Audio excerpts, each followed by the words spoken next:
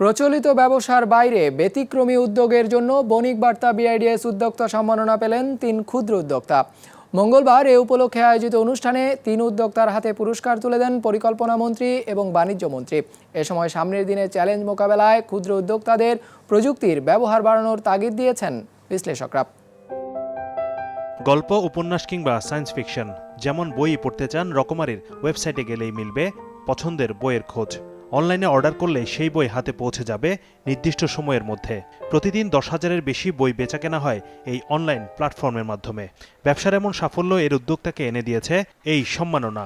ফেব্রুয়ারিতে যখন বইমেলাটা হয়, ওই 1 মাস কেন্দ্রিক একটা বই নিয়ে একটা উত্তেজনা থাকে এবং ওই সময়টা বই আসলে যে কোনো বই আসলে পাওয়া যায়।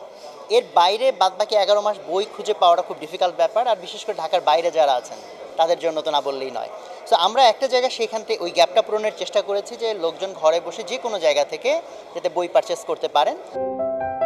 ইলেকট্রিক ও ইলেকট্রনিক বর্জ্য পুনঃপ্রক্রিয়াজাত করে কপার কিংবা স্টিলের মতো ধাতু তৈরির ব্যবসা করে পরিবেশ সুরক্ষায় অবদান রাখছেন আজিজু রিসাইক্লিং অ্যান্ড ইওয়েস্ট কোম্পানি।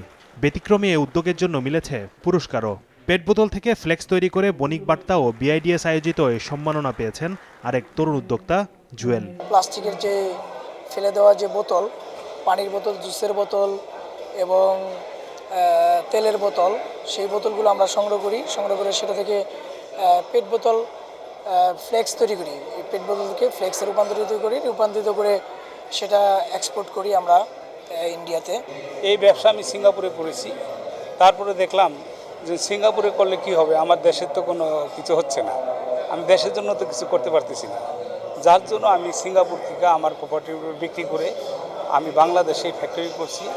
এই ফ্যাক্টরি বাংলাদেশে করার পরে আমি অনেক 400 থেকে 500 লোক আমি কর্মসংস্থান করতে পারতেছি এবং গভর্নমেন্টের যতটুকু পারি আমি ট্যাক্স দিতে পারতেছি। হিসেব বলছে দেশে যত ব্যবসা প্রতিষ্ঠান আছে তার 90 ভাগের বেশি এমন ক্ষুদ্র উদ্যোক্তা। মোট দেশজ উৎপাদন বা জিডিপিতে যাদের অবদান 25 ভাগের বেশি। তবে সামনের দিনে ক্ষুদ্র উদ্যোক্তাদের মোকাবেলা করতে হবে চতুর্থ শিল্প বিপ্লবের চ্যালেঞ্জ।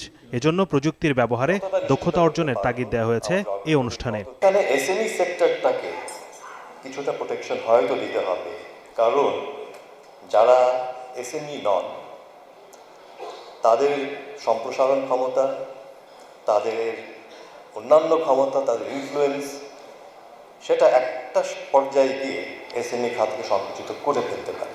আপনারা যদি ডিজিটাল অ্যাঙ্গেলে এখনই চিন্তাভাবনা না শুরু করেন, আপনাদের কিন্তু ভবিষ্যতে এই মার্কেটে কম্পিট করা খুবই ডিফিকাল্ট হবে, কারণ আপনাদের প্রোডাক্টগুলো কম্পিট করতে হয় ইন্টারন্যাশনাল মার্কেটের সাথে।